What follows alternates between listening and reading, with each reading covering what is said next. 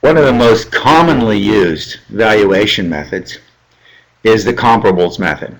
It's used definitely for the terminal value calculation that was described in a prior video. But it's also used all the time in just even the current valuation of a business.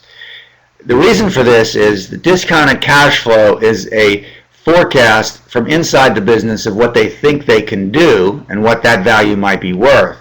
The comparables method gives a balance to that that says businesses that are actually operating, what kind of valuation do they get? Because if you understand what Starbucks is getting and someone else is opening a coffee shop, then you understand, you can see the discounted cash flow valuation of the coffee shop, compare that to Starbucks and say, does this make sense or not? And then perhaps adjust your discounted cash flow assumptions because of what you know from what the marketplace is actually telling you.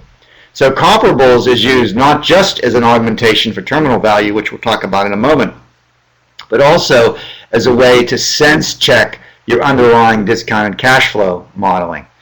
Now, comparables is good for that, but if you think about it, what comparables don't tell you is what's going on inside the business. So you need the model itself, which shows you the discounted cash flow, and you need that to somehow map, because that tells you what's actually happening inside, the choices that are being made, the assumptions that are being taken, all of that is being explicitly described in a plan. And if that maps to what marketplace value drivers are for comparable companies, then you think that maybe this plan makes sense, right? So you actually use these two balancing one another to find where somewhere in the middle there's truth, if you will, of what this business is likely to do and what it might be worth. The discounted cash flow, the business plan modeling, gives you all the internals. The marketplace valuation doesn't give you as much internal information, but it does tell you what people are actually willing to pay for companies like this when they buy stock on the stock exchanges. So there's a balancing act that occurs. Now, because of the uncertainty in the business planning that we were describing in some of the prior videos, when you get out to year 5 and you do this terminal value calculation, if you're a practical person, you say this financial theoretical modeling doesn't hold up, because for 5 years I'm deciding I'm going to build this business from scratch to something real, and then I'm saying, and by the way, that's going to grow forever at a certain rate, and there's not a lot of sense around, not a lot of validity to that, other than it starts to feel like you're making stuff up, and people that are practically putting their money at risk want more than that. Now, that analysis is important because it underlies the theory of it, and you could use it again to balance what you're coming up with, but at the same time, you want something more practical. The comparables method really is extremely helpful for putting some sense behind this. I'm starting a coffee shop, and I grow it for 5 years, and then I'm going to sell it. So you want to say to yourself, if I'm going to sell it, what will I be able to sell it for? And the good news is I now have a 4-year-old company. If you look into the future, I now have a 4-year-old company. That 4-year-old company has some value that I can find out because there are comparable companies like Starbucks and others that are currently in the marketplace, and I know how they are valued.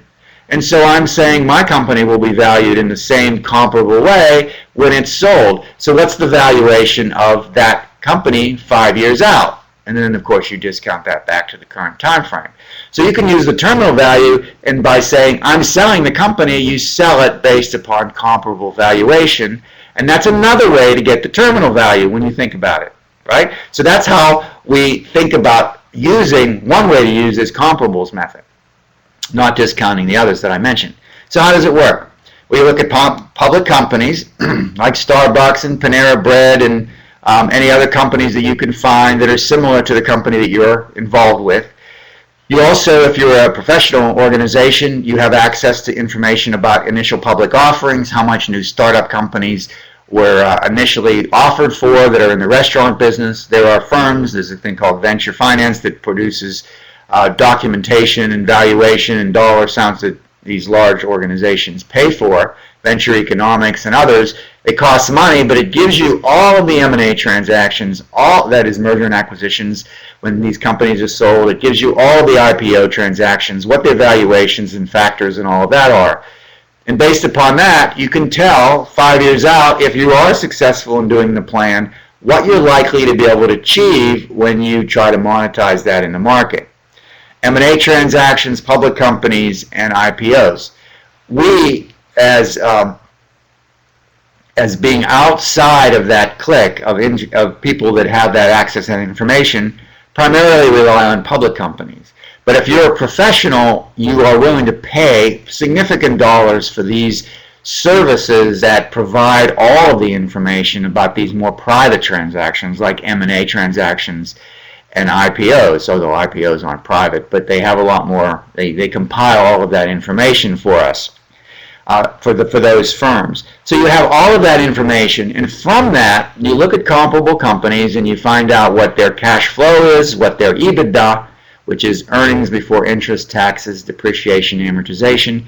You look at their EBIT, earnings before interest and taxes, which is operating profit, their earnings, net income, and their sales, and you look at all of these measures to the extent you can get them, and then you figure out what the stock market price or the acquisition price for the whole business was. If your EBITDA was $1 million and the company sold for $6 million, then you have a 6 times multiple of your EBITDA. That's the valuation.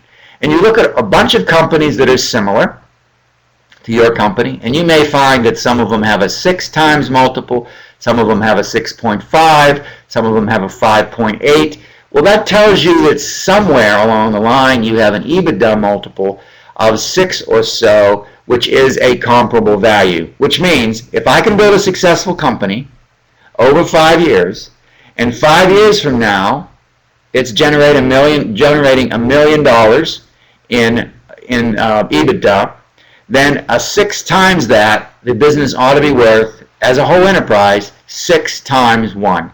If the conditions 5 years from now are the same as now, and if indeed my operation is as profitable as my plan suggests, it will be worth $6 million. So your year 5 cash flow is $6 million. You've sold the company for $6 million under that scenario, and then you discount that back to try and incorporate the business plan risk of getting to that point and using that same number we talked about earlier. Each of these different financial metrics helps you understand the value of the business. Each of them going down this list is is easier to come by. It's harder to come by the cash flow number because it's particularly free cash flow, because you have a lot of noise in there with financing back and forth and whatever. EBITDA, not every company reports EBITDA. EBIT, operating profit, not every company reports EBIT if it's a private company. So it gets harder to get these numbers as you go. You always get earnings if it's a public company or anything like that, and you always get sales. So you start with a sales multiplier, and then you have a earnings multiplier and an EBIT multiplier. The best is cash flow, but different kinds of industries tend to be valued around different numbers. Particularly if there's a lot of noise, and there's not, and some startups like technology startups often don't make positive profits for a number of years, so they typically are valued as a sales multiplier. If you're making $1 million in sales, you might have a 3 times multiplier, a 5 times multiplier, a 10 times multiplier. So your company, if it's a 10 times multiplier and you have $1 million in sales, and you're growing really fast, but you're not profitable, it still may be worth $10 million if comparable companies get 10 times their sales, their current year sales, as a valuation. So you use all of this data and you try to find how the market is valuing assets like the company that you're using. If earnings are all over the map for these companies, then it's really hard to get a consistent number, and you have to start moving up the scale. In this case, it would be to sales, and say, are they valuing them similarly on sales? And if they are, then you start to say, okay, this is a 5 times sales marketplace. So in your valuation discussion, you use 5 times sales as your number. And you assume your year 5 terminal value is your year 5 sales multiplied times a multiple, and you say, this is my terminal value. So going back to your cash flow discussion, your year 0 cash flow is what you put in to start with. Your year 1 cash flow is the amount of cash flow the first year. Year 2, the second year. Year 3, the third year. Year 4, the fourth year. Year 5, the cash flow is as if you sold the business. The investor gets the full value of his share or her share of that business when it's sold. Say it's $5 million and they own 50%. Their year 5 cash flow is $2.5 million. And then you discount all of those back to the present time, and that's how you get your valuation of the business. This is the way to be thinking about how this whole valuation process works. In the final video, next, I'm going to talk about some of the other things that can be done to help value businesses if these kinds don't seem to be centering around anything that you can be confident that you feel you have a sense of the true value, like whenever you're doing comparables or whatever. Some other methods you can use to help value a business that maybe is not doing all that well, or maybe doesn't make profits, or maybe is going sideways, that sort of thing, meaning it's not really growing. Other methods of valuing, and in the final video, that's where we'll go.